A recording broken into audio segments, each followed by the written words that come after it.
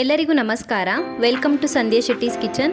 ಇವತ್ತಿನ ವಿಡಿಯೋದಲ್ಲಿ ಕುಂದಾಪುರ ಶೈಲಿಯಲ್ಲಿ ಕೊಕ್ಕರ್ ಮೀನಿನ ಸಾರು ಹೇಗೆ ಮಾಡೋದು ಅಂತ ನೋಡೋಣ. ರೆಸಿಪಿ ಶುರು ಮಾಡೋದಕ್ಕಿಂತ ಮುಂಚೆ ನೀವು ನನ್ನ ಚಾನಲ್ಗೆ ಸಬ್ಸ್ಕ್ರೈಬ್ ಮಾಡಿಲ್ಲ ಅಂದರೆ ಇವಾಗಲೇ ಸಬ್ಸ್ಕ್ರೈಬ್ ಮಾಡ್ಕೊಳ್ಳಿ. ಹಾಗೆಯೇ ಬೆಲ್ ಐಕಾನನ್ನು ಪ್ರೆಸ್ ಮಾಡಿಬಿಟ್ಟು ನೋಟಿಫಿಕೇಷನನ್ನು ಆನ್ ಮಾಡ್ಕೊಳ್ಳಿ. ಕೊಕ್ಕರ್ ಮೀನಿನ ಸಾರು ಮಾಡೋದಕ್ಕೆ ನಾನಿಲ್ಲಿ 1 kg ಆಗುವಷ್ಟು ಕೊಕ್ಕರ್ ಮೀನನ್ನು ತೊಗೊಂಡಿದ್ದೀನಿ. ಇದನ್ನು ಚೆನ್ನಾಗಿ ತೊಳೆದು ಕಟ್ ಮಾಡಿ ರೆಡಿ ಮಾಡಿ ಇಟ್ಕೊಂಡಿದ್ದೀನಿ. ಮೊದಲಿಗೆ ಇದನ್ನು ಮ್ಯಾರಿನೇಟ್ ಮಾಡೋದಕ್ಕೆ ಇದಕ್ಕೆ 1/4 ಚಮಚ ಆಗುವಷ್ಟು ಅರಿಶಿನ ಪುಡಿನ ಸೇರಿಸ್ಕೊಳ್ತಾ ಇದ್ದೀನಿ. ಹಾಗೆಯೇ ಇದಕ್ಕೆ 1.5 ಚಮಚ ಆಗುವಷ್ಟು ಉಪ್ಪನ್ನು ಸೇರಿಸ್ಕೊಳ್ತಾ ಇದ್ದೀನಿ. ಇವೆರಡನ್ನ ಚೆನ್ನಾಗಿ ಮಿಕ್ಸ್ ಮಾಡಿಬಿಟ್ಟು ಅರ್ಧ ಗಂಟೆಗಳ ಕಾಲ ಮ್ಯಾರಿನೇಟ್ ಮಾಡಬೇಕು. ಮೀನು ಮ್ಯಾರಿನೇಟ್ ಆಗುವಷ್ಟರಲ್ಲಿ ನಾವು ಮಸಾಲೆನ ರೆಡಿ ಮಾಡ್ಕೊಳ್ಳೋಣ. ನಾನಿಲ್ಲಿ ಒಂದು ಫ್ರೈಯಿಂಗ್ ಪ್ಯಾನ್ಗೆ 15 ಬ್ಯಾಡಗಿ ಮೆಣಸಿನಕಾಯಿಗಳನ್ನು ಸೇರಿಸ್ಕೊಳ್ತಾ ಇದ್ದೀನಿ. ಚೆನ್ನಾಗಿ ಹುರ್ಕೊಳ್ಳಿ. ಇದನ್ನು ಒಂದು 2 ರಿಂದ 3 ನಿಮಿಷದವರೆಗೂ ಮೀಡಿಯಂ ಫ್ಲೇಮಲ್ಲಿ ಚೆನ್ನಾಗಿ ಫ್ರೈ ಮಾಡ್ಕೊಳ್ಬೇಕು.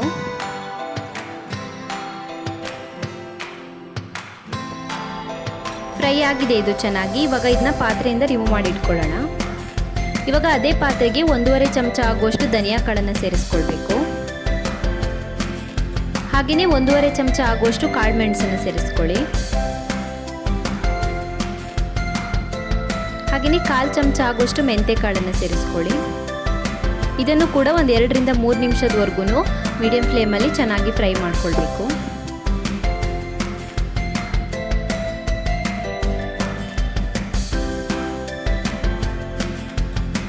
ಇದು ಕೂಡ ಚೆನ್ನಾಗಿ ಫ್ರೈ ಆಗಿದೆ. ಪಾತ್ರೆಯಿಂದ ರಿಮೂವ್ ಮಾಡ್ಕೊಳ್ಳಿ. ಇವಾಗ ಫ್ರೈ ಮಾಡಿರುವಂಥ ಮಸಾಲೆನ ಒಂದು ಗ್ರೈಂಡರ್ ಅಥವಾ ಮಿಕ್ಸಿಗೆ ಸೇರಿಸ್ಕೊಳ್ಳಿ. ಹಾಗೆಯೇ ಇದಕ್ಕೆ 1 ಕಪ್ ಆಗುವಷ್ಟು ತೆಂಗಿನಕಾಯಿ ತುರಿನ ಸೇರಿಸ್ಕೊಳ್ಬೇಕು. ನಾನು 1 ತೆಂಗಿನಕಾಯಲ್ಲಿ ಅರ್ಧ ಭಾಗದಷ್ಟು ತೆಂಗಿನಕಾಯಿನ ತುರಿದ್ಬಿಟ್ಟು ಹಾಕೊಳ್ತಾ ಇದ್ದೀನಿ. ಹಾಗೆಯೇ 3/4 ಕಪ್ ಆಗುವಷ್ಟು ಹುಣಸೆಹಣ್ಣಿನ ರಸನ ಸೇರಿಸ್ಕೊಳ್ಳಿ. ಒಂದು ಚೆನ್ನಾಗಿ ಹೆಚ್ಚಿರುವಂಥ ಈರುಳ್ಳಿನ ಸೇರಿಸ್ಕೊಳ್ಳಿ.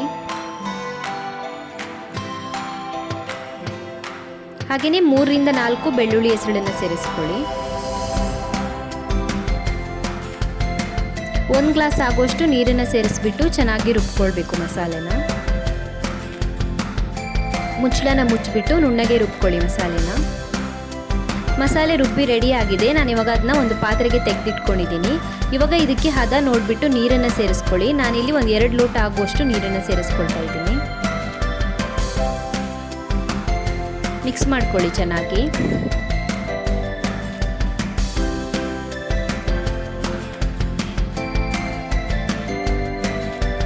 ಇವಾಗ ಇದಕ್ಕೆ ಒಂದು ಚೆನ್ನಾಗಿ ಹೆಚ್ಚಿರುವಂಥ ಈರುಳ್ಳಿನ ಸೇರಿಸ್ಕೊಳ್ಳಿ. ಮತ್ತೆ ಮಿಕ್ಸ್ ಮಾಡ್ಕೊಳ್ಳಿ ಚೆನ್ನಾಗಿ.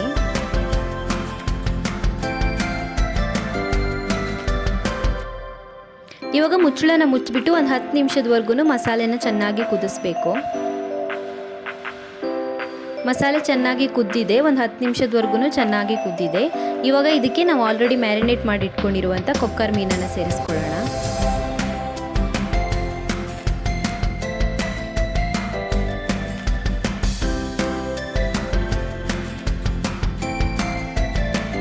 ಮಿಕ್ಸ್ ಮಾಡ್ಕೊಳ್ಳಿ ಚೆನ್ನಾಗಿ.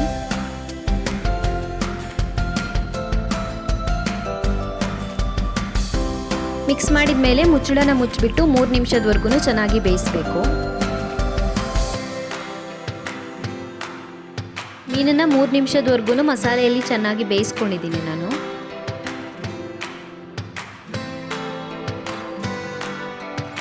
ಇವಾಗ ರುಚಿ ನೋಡಿಬಿಟ್ಟು ಉಪ್ಪನ್ನು ಸೇರಿಸ್ಕೊಳ್ಳಿ. ನಾನು ಮೀನಿಗೆ 1.5 ಚಮಚ ಆಗುವಷ್ಟು ಉಪ್ಪನ್ನು ಸೇರಿಸ್ಕೊಂಡಿದ್ದೆ. ಇವಾಗ ಮತ್ತೆ 1.5 ಚಮಚ ಆಗುವಷ್ಟು ಉಪ್ಪನ್ನು ಸೇರಿಸ್ಕೊಳ್ತಾ ಇದ್ದೀನಿ. ರುಚಿ ನೋಡಿಬಿಟ್ಟು ಚೇಂಜ್ ಮಾಡ್ಕೊಳ್ಬೋದು. ಮಿಕ್ಸ್ ಮಾಡ್ಕೊಳ್ಳಿ ಚೆನ್ನಾಗಿ.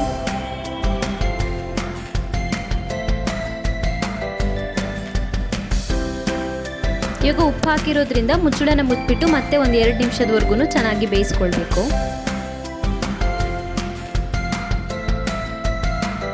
ರೆಡಿಯಾಗಿದೆ ಇದು. ಇವಾಗ ಮೀನೆಲ್ಲ ಚೆನ್ನಾಗಿ ಬೆಂದಿದೆ. ಮಸಾಲೆ ಜೊತೆ ಚೆನ್ನಾಗಿ ಬೆಂದಿದೆ ಮೀನು. ಉಪ್ಪು ಕೂಡ ಕರೆಕ್ಟ್ ಆಗಿದೆ. ಕೊಕ್ಕರ್ ಮೀನು ಸಾರು ಇವಾಗ ಸರ್ವ್ ಮಾಡೋದಕ್ಕೆ ತಯಾರಾಗಿದೆ. Thank you for watching my video. ನಿಮಗೆ ನನ್ನ ವಿಡಿಯೋ ಇಷ್ಟವಾಗಿದ್ದರೆ ಲೈಕ್ ಮಾಡಿ, ಹಾಗೆಯೇ ಶೇರ್ ಮಾಡಿ. ನೀವು ನನ್ನ ಚಾನಲನ್ನು ಸಬ್ಸ್ಕ್ರೈಬ್ ಮಾಡಿಲ್ಲ ಅಂದರೆ ಇವಾಗಲೇ ಸಬ್ಸ್ಕ್ರೈಬ್ ಮಾಡೋದನ್ನು ಮರಿಬೇಡಿ.